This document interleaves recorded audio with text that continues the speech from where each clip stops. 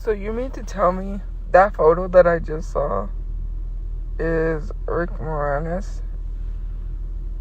That's Rick Moranis from Ghostbusters, from Little Shop of Horrors, from The Little Giants. That's Rick Moranis. Wow, I didn't, he doesn't look like himself. I don't know what it is. Because they were like, oh, Rick Moranis is unrecognizable. And I was like, you gotta be lying. Nope, they was not lying. Rick Moranis is definitely,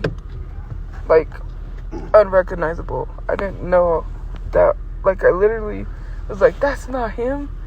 I was shocked. That's Rick Moranis. That's crazy. So, I want to talk about this because this needs to be said. There's this, and I really need to follow them, and I should, and I'm pretty sure I am. But I'm tired of hearing, hearing about this family. So there's this guy, this family channel, right? And he was talking about hell, and nobody talks about hell. There is no such thing as hell. We're living in hell right now. And you can't tell me otherwise when I see innocent children being unalive for no reason. When I see what's happening to people everywhere, you cannot tell me this is not hell. And then saying you don't get to judge or tell people where they're going because you have this judgment about people. Oh, if you do this certain thing, you're going to hell. No, stop. There is no hell. Stop lying to people. Please stop make-believing this stuff. Please. Thank you. That's all. It's just some things that it's unbelievable. How did people see Jesus walk on water to be able to tell us today that Jesus walked on water? How was people able to see that Jesus turned water into wine and literally claim that Jesus was a white man, which is literally whitewashing Jesus? Because in the original Bible, before it was altered, Jesus was not described as no white man. And we know this to be true. If you read the original Bible, not the doctrined one where they edited and made the Bible their own. I'm sick and tired of playing make-believe fairy tale land. You're going a certain place because you do certain things. No, that's not how it works. You're not going to go to hell because you sinned. What? Who are you to tell people where they're going to go? Because I could tell you where you're going to go. You live in your glass house and you make so much money off of social media that you don't see the world problems and issues. The very same social media you said was dangerous. You said social media is dangerous for young people, but then you're making money off of it, and you retracted yourself because you realized that they backtracked is what they did.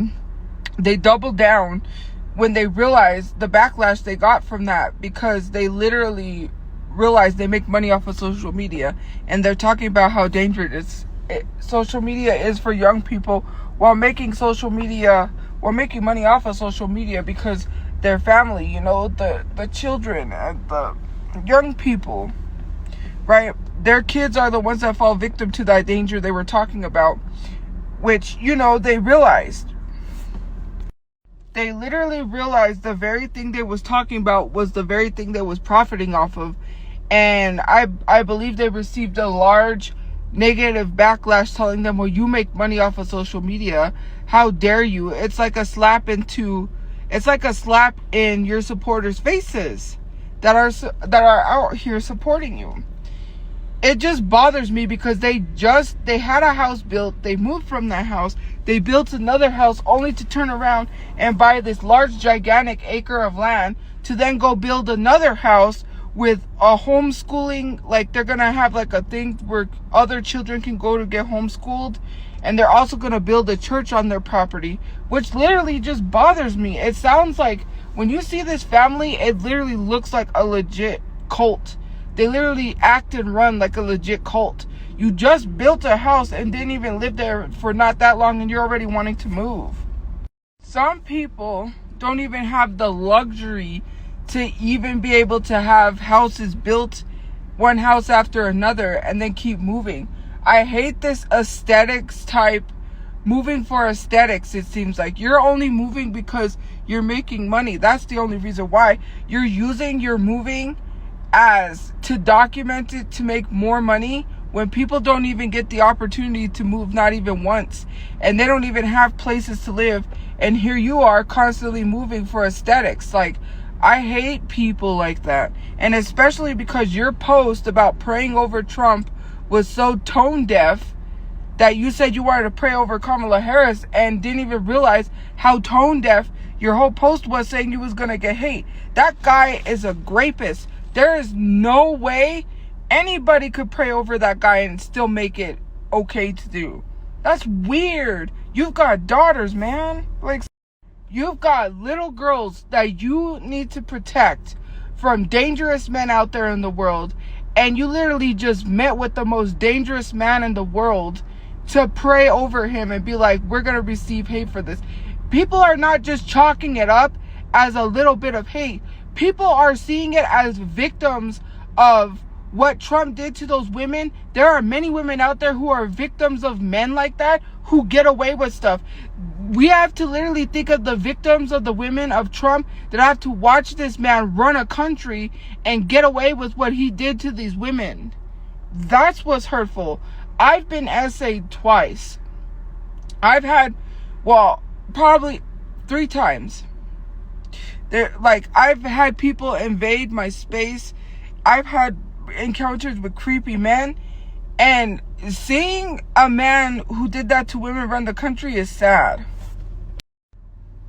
As being a victim of SA, and, you know, like, obviously what he did to other women, it's just like, to me, especially saying grab her by the, you ain't grabbing nobody by nowhere, Trump. And the thing that pisses me off is that people chalk it up to, oh, he just had a bad day, he just had a bad life, he's just a bad guy. Like, no, he's not just a bad guy, he's horrible. And for you to literally make that tone deaf post being like, I prayed over Trump, you literally disrespected your own daughters. Do you not realize the rights that he takes away from women? Do you not realize how dangerous that man was towards women? And his victims have to watch him run a country because they don't have a choice. They didn't get justice. Like, they didn't receive justice. How do you look your daughters in the face and literally justify and be like, yeah, you know what? I prayed over that guy. He's a good guy. I think he's a good guy. Imagine looking your young daughters in the face and telling them it's okay to hang out with people like that. Imagine having to look your daughters in the face and say that you hung out with a man that took their rights away. If I had kids, I could not look my daughter in the face and be like, yeah, I supported a man who did that to women. It's hurtful because I see everywhere's the women that don't get justice from people like Trump. The very men who are exactly like Trump, who don't get justice, who don't get what they need, who don't come out and speak forward because they know if they do that they ain't gonna get what they need, right? Women don't come out because of this. The women don't come out and don't come forward because they're too afraid to speak, because they know they'll never receive the justice that they so rightfully deserve. You know, when I openly spoke about my situations, people victim shamed me. That's another thing, you know, victim shaming. People legit victim shamed me. Victim shamed me and told me it didn't happen to me. A lot of people said they said I would never get raped because I was too ugly, which that makes no sense. And I don't know, this world, every time I see it, it just makes me sad, because it's like I feel for his victims more than anything. It hurts. It hurts. Okay, so I have a question. Wasn't DK Oldies one of the shops that was overpricing like old games? You know, like Nintendo 64 games, things like that. I feel like DK Oldies was the one that was overpricing like the old games. and they got called down, and people were like, don't buy from them because DK Oldies overpriced stuff. They're the reason why people hate buying, like, you know, you can't buy a 64 because of them or something like that. I'm trying to remember if it was them, because I feel like it was them. You know, that's what I feel like. They were the ones that were like, you know, overpricing making the old games too expensive, like game systems and stuff.